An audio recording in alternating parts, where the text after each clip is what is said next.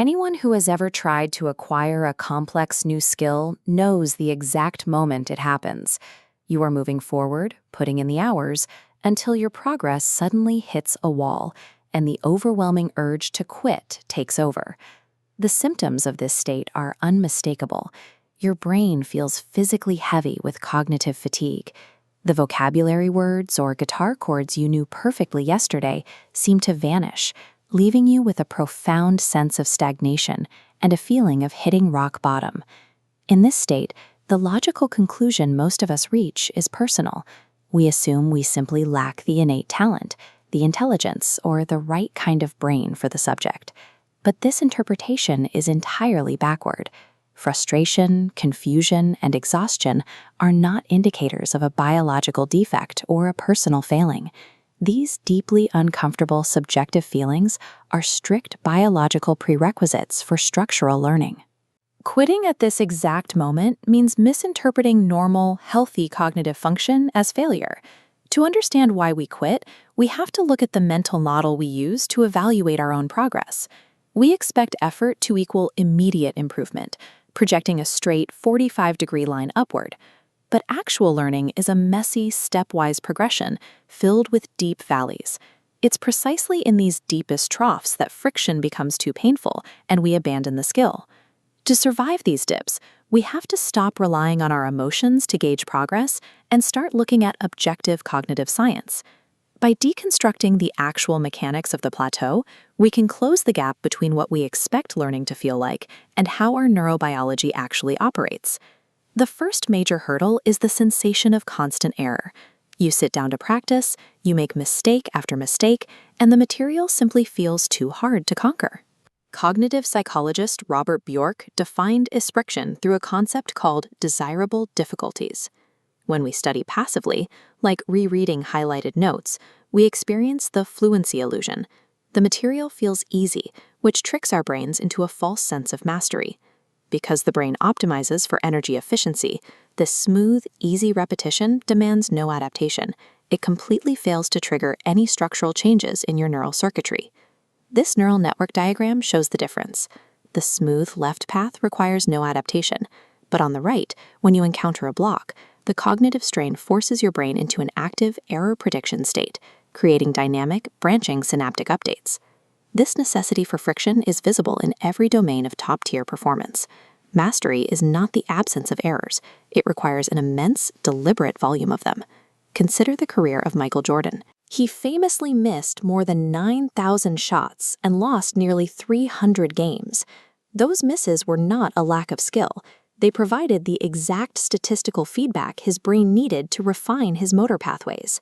Making mistakes does not mean you are bad at a skill. The generation of errors is the literal, biological mechanism your brain uses to force an update. The second major complaint occurs when you study for hours, only to wake up the next day feeling like you've forgotten everything. These are the flat days of learning. In neuroscience, this phase is known as cognitive consolidation. During a plateau, your knowledge is transitioning. It is migrating out of your explicit, highly effortful working memory and being encoded into automated, implicit schemas deeper in the brain. Herein lies the paradox.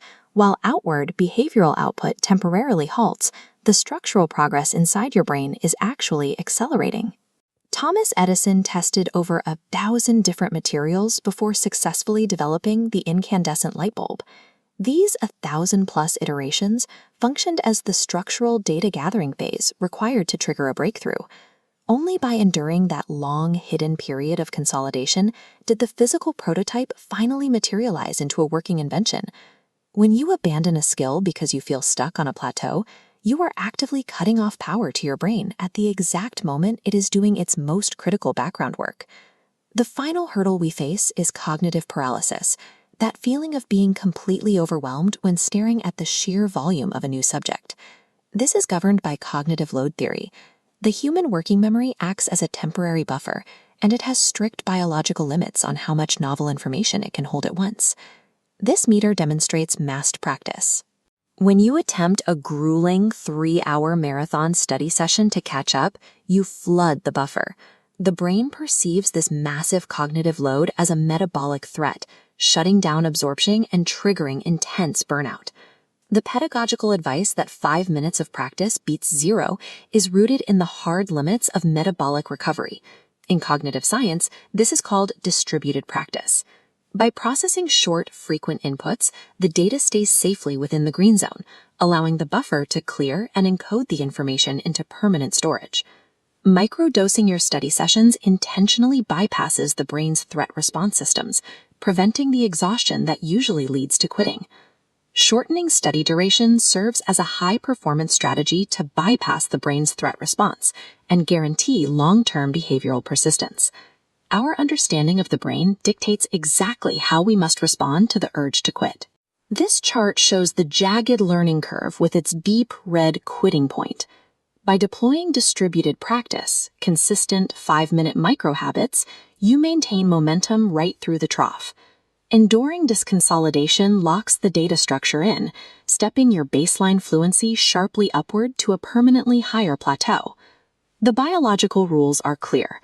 Cognitive friction signals neuroplasticity, flat periods indicate schema consolidation, and short, targeted inputs prevent systemic overload. True learning is an invisible, structural realignment occurring deep beneath the surface. The brain acquires complex skills through nonlinear realignment. Once we understand the mechanics of the plateau, cognitive friction ceases to be a signal to quit and becomes the necessary evidence of growth.